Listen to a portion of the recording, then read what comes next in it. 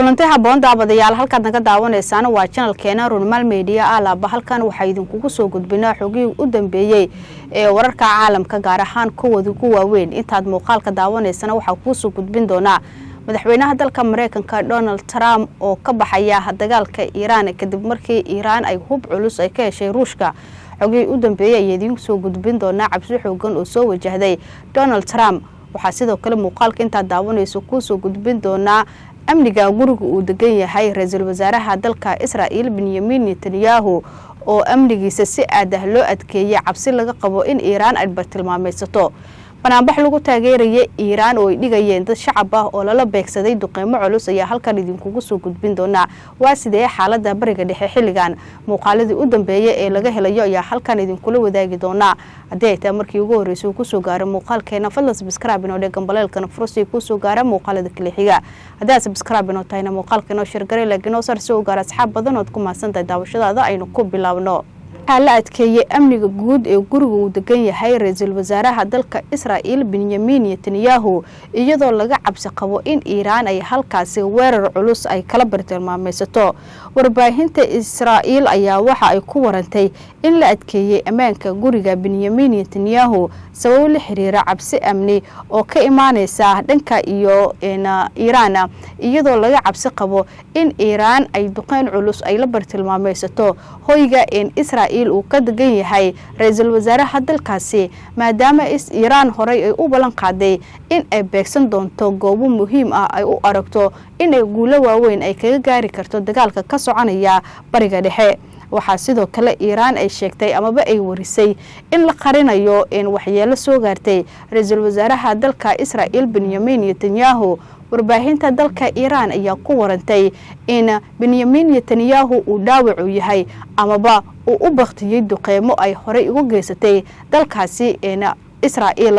Iran ayaa sidaas warbaahinada ka soo baxa sidaas daawacaya iyagoona sheegaya in laba midkood uu yahay ra'iisul wasaaraha dalka Israa'iil inuu duqeymaha ee Israa'iil ay ka fuliyeen uu ku baqtiyay ama inuu xilligan dhaawac u yahay oo xaaladiisa la tacaalayo balse warbaahinta Israa'iil ayaa sheegtay in ra'iisul wasaaraha dalka Israa'iil Benjamin Netanyahu uu bad qabo isla markaana amniga guriga uu degan yahay si aad ah loo adkeynayo iyadoona halkaasi la sheegay in laga qoday dhufeysyo waaweyn si loo ilaaliyo badqabka ra'iisul wasaaraha dalka Israa'iil Benjamin Netanyahu maadaama Iran ay doonayso inay u argudo Ayatollah Ali Khamenei oo ay duqeyn ay ku dileen Mareykanka iyo sidoo kale Israa'iil oo isgarabsanaya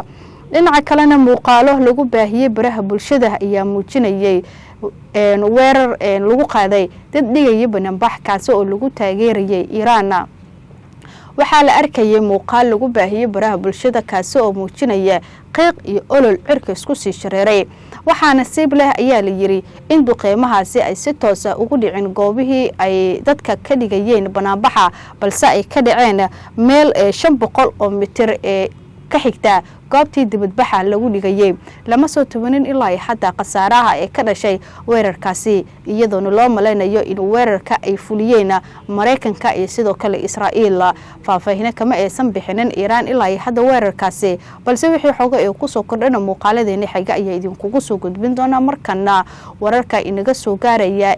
Mareykanka ayaa waxay sheegayaan in madaxweynaha dalka Mareykanka Donald Trump laga cabsi qabo amaba la sii saadaalinayo inuu ka baxo dagaalka uu kula jiro Iran maadaama Iran ay hub culus ay ka heshay Ruushka gaar ahaan madaxweynaha dalka Ruushka Vladimir Putin kaas oo horay uu u sheegay in hubka noocyadiisa kala duwan gantaalo kuwa balaastikada diyaaradaha aan duuriyaha lahayn iyo sidoo kale diyaaradaha iyo sidoo kale gantaalada ee aan soo qaban karin raadeelka oo ugu deeqayo Iran madaxweynaha dalka Mareykanka Donald Trump oo markii hore ba cabsi xoogan uu ka qabay gantaalada iyo sidoo kale hubka nuclear-ka ee Iran ayaa markaan waxa ugu soo darsantay hubka uu isticmaalayo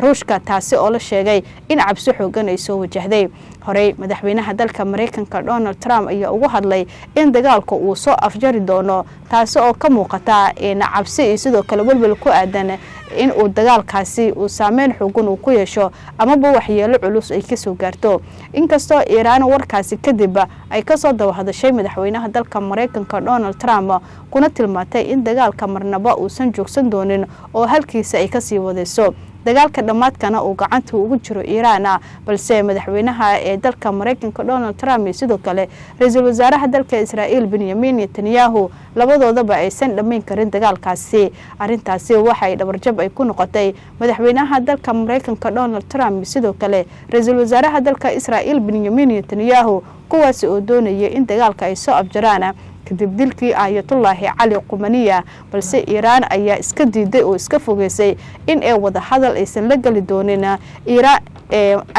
Israa'iil iyo sidoo kale Mareykanka Ruushka ayaa hore wuxuu u balan qaaday ama uu cadeeyay mowqifkiisa ku aadan dagaalka ka soconaya bariga dhexe oo galay maalintiisii 11aad waxaana Ruushka uu cadeeyay in uu la safan yahay dhanka Iiraan isagoona sheegay in taageero nooc walba uu ka taageeri doono wixii xoogay ku soo kordhay la xiriira cabsida xooggan ee soo wajahday madaxweynaha dalka Mareykanka Donald Trump sidoo kale ra'iisul wasaaraha dalka Israa'iil Benjamin Netanyahu saacadihii la soo dhaafay Iiraan ayaa weeraro culus waxay ka geysatay gudaha dalka Israa'iil iyadoona goobo bartilmaameed uu ahaa si gaar ah ay u beegsatay Iiraan ayaa adeegsatay gantaalka nooca balastikada iyo sidoo kale gantaalo cusub oo ay dib kala soo baxday taasi oo ku sheegtay in dagaalka ay ku sii laba jibaariso Iiraan gantaalada cusub ee la soo baxday ayaa kuwa ee ka xoog dheereeya ama ka awood badan gantaaladii hore Iiraan ay u adeegsanaysay intii dagaalka bariga dhexe uu socday kaasi oo galay maalintii 11aad